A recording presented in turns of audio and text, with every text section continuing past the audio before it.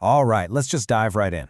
Picture this. You finally wrap up a long, seriously grueling day of work. You walk through your front door, drop your bag, and realize you finally have that precious free time you've been dreaming about since 9 a.m. But instead of working on that passion project or reading a book or even cooking a decent meal, what happens? You just collapse on the couch. You're completely wiped out. If that sounds familiar, let me assure you, you are absolutely not alone. In this explainer, we're going to completely shift how you view your daily output. We're stepping away from the whole obsession with managing your time, and we're going to focus on how to master something way more important, managing your energy.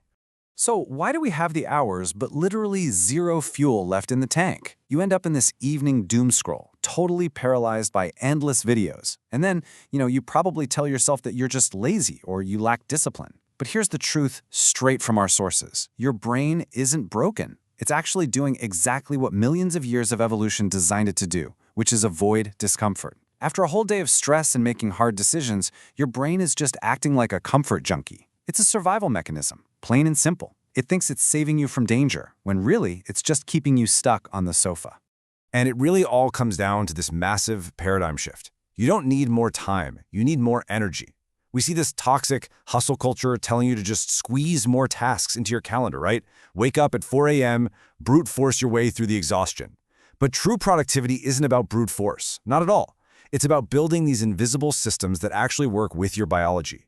Because think about it, if you have no energy, you have no focus. And if you have no focus, you have no results. It really is just that simple. Think about the stark contrast here. Time management. That's all about rigid schedules. It relies on forced discipline and, honestly, it treats you like a machine, which is incredibly draining. Energy management, on the other hand, works with your natural human curves. It respects the fact that your energy naturally ebbs and flows, kind of like a wave.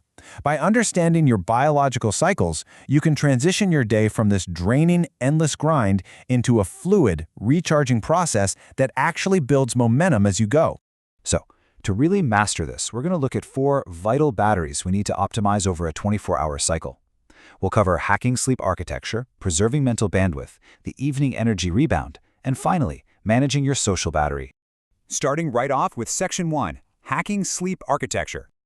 Okay, your physical battery is the foundation of the whole shebang, but we've got to immediately debunk a massive myth. Simply being in bed for 8 hours absolutely does not guarantee you'll wake up refreshed. It's not about the total hours. It's about how efficiently your brain actually moves through its sleep cycles. So each sleep cycle, going from light sleep to deep sleep to REM, lasts about 90 minutes. Now, if you wake up right smack in the middle of deep sleep, your brain gets flooded with what's called sleep inertia. You know that feeling, right?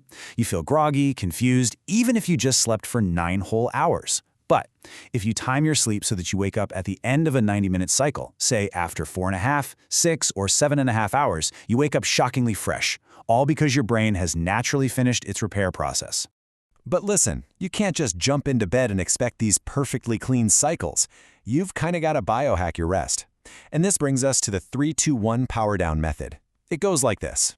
3 hours before bed, stop eating heavy food so your digestion can rest. 2 hours before, cut off the work and the stress, so no emails. And then 1 hour before, absolutely no screens. Swap that blue light for a real book or maybe some light stretching.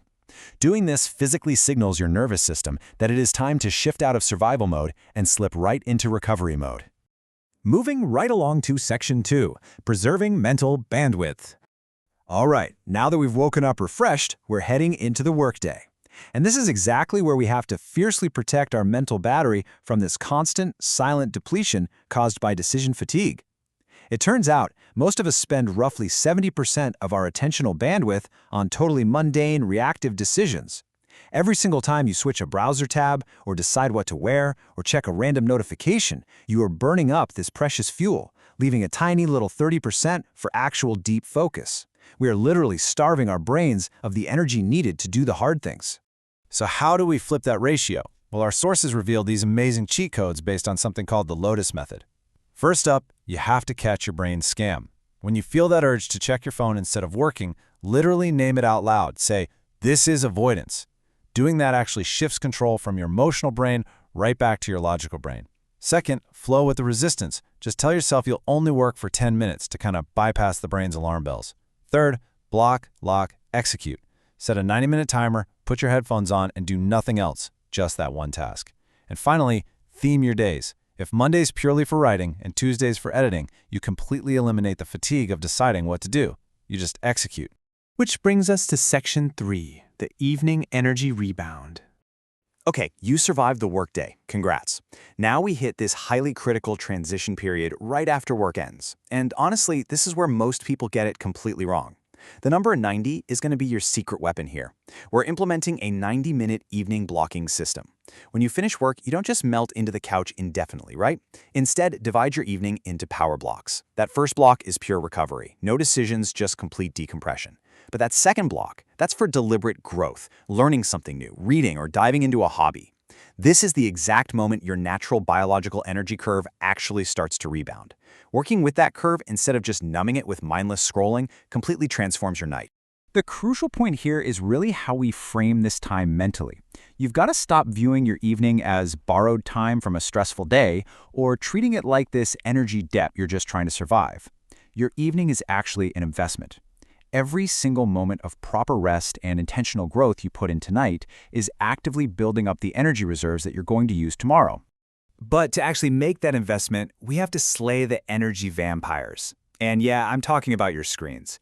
Try out these digital sunset protocols tonight. First up, application mortality. Just delete one single distracting app. Honestly, you probably won't even miss it tomorrow. Second, the analog hour. Make sure your devices go to sleep before you do. And third, physical separation. Charge your phone in the kitchen, not next to your bed. Your bedroom needs to be a fortress of recovery, definitely not a satellite office for your anxieties. And that leads us to our final battery in Section 4, managing your social battery. We so often think of energy as just being physical or mental, but our social energy operates with the exact same biological importance. It's time to do a personal vampire audit, because social interactions are definitely not all created equal.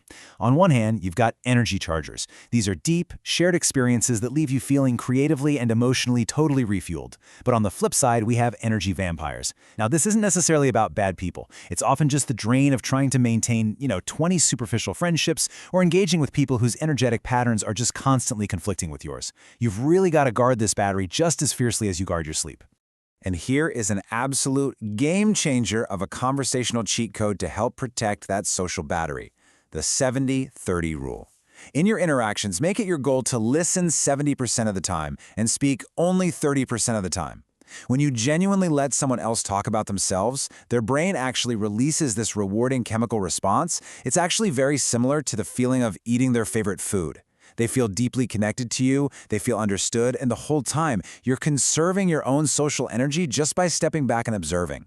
It is a massive win-win for your energy management. So, bringing all this together, how does this build into a complete lifestyle?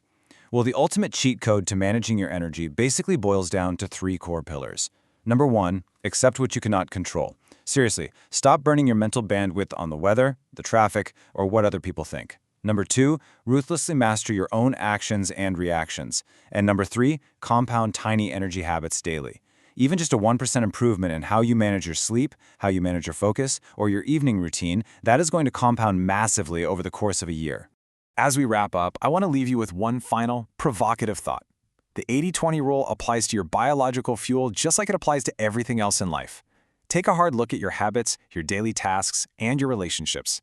I guarantee that 20% of what you do is likely giving you 80% of your true energy and joy. So, my challenge to you today, identify that vital 20%. Figure out what it is, double down on it, and ruthlessly cut the noise that's draining the rest of your tank. Because at the end of the day, a highly energized life is not found by accident, it's designed. Thank you so much for joining me on this explainer, and I'll catch you next time as we keep unpacking the ideas that change how we live.